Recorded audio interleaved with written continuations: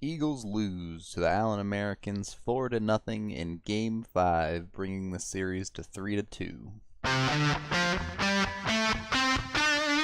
I'm not putting a whole lot of stock in this loss because the Eagles were down 4 players on their regular playoff roster in this game.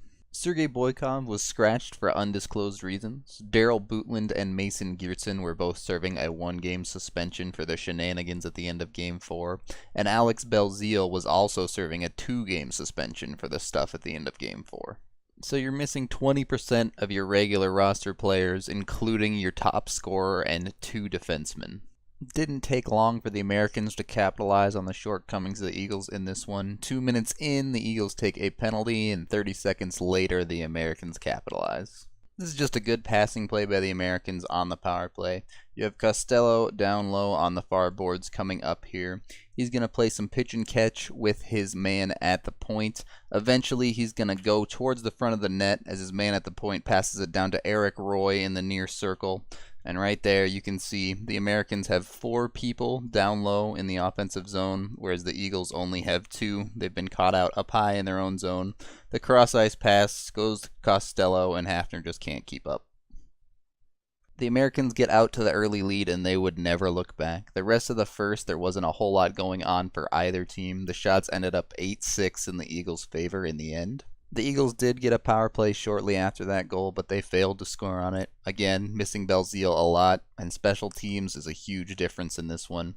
The Eagles ended up going 0 for 3, and the Americans were 1 for 1, so that's the entire difference of the game. The Eagles definitely seemed to have more possession of the puck, but they were settling for low percentage shots a lot. They had 5, 6, maybe even 7 shots that got blocked in this period, and they really need to work on their shot selection. With that, they head into the second period. A lot more offense getting generated in the second period, but no goals actually getting scored. The Eagles had 12 shots in the period, but again, a lot of them were low percentage, and they were settling for a lot of shots from the outside instead of penetrating for high-quality chances. When they did generate chances, either the Americans goalie Jack Gill was playing well, or at times some of the Eagles players were trying to do a little bit too much with it, maybe one pass too many, maybe trying a little too hard to make up for the players they were missing. With no scoring in the second, you quickly move into the third period, and it doesn't take long for the Americans to bury us in that one. 2.5 minutes in, we start digging our own grave. The Americans are carrying the puck up the far boards. Register is playing tight to his man and is actually going to create a turnover here. It's going to go right through Register's skates to his stick, and then he immediately turns it back over. That creates a chance for Barnes. As you can see, the other Eagles defenseman, Sean Zimmerman, is way too deep in the zone. The gap between him and the man is absolutely gigantic. Barnes just walks in and snipes on Hafner. The Eagles seem to be having some trouble over the past 2 games with turnovers at their defensive blue line. They need to get out of that area as quickly as possible and not try to get too cute with the puck when they're moving up the ice. And less than a minute later, we put the final nail in the coffin.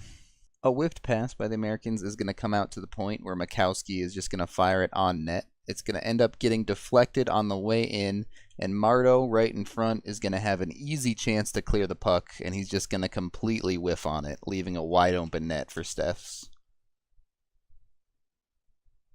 From there, the Eagles start pouring on shots. I think they had 15 shots in the period alone, but it's just too little, too late. Jack Gill is playing too well in net, and the gap is just too big.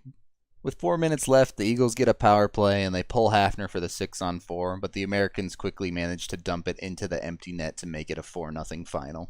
With Belzile being out for Game 6 as well because of his suspension, the Eagles really need someone to step up big for them in the next game. Specifically, I want to see Matt Garbowski step up. He was the Eagles' second best scorer in the regular season with 81 points, and now he has just 4 points in 10 playoff games. If you could get him going, that could be the boon the Eagles need to get through this series. With Bootland and Geertsen returning for sure for Game 6, and hopefully Boykov as well, you would really like the Eagles to win this one. If they don't, you never know what can happen in a Game 7. It's not the water you really want to test. That is the end of this game review. Thank you for watching. I'm Rudo3, and I don't want to shave my beard.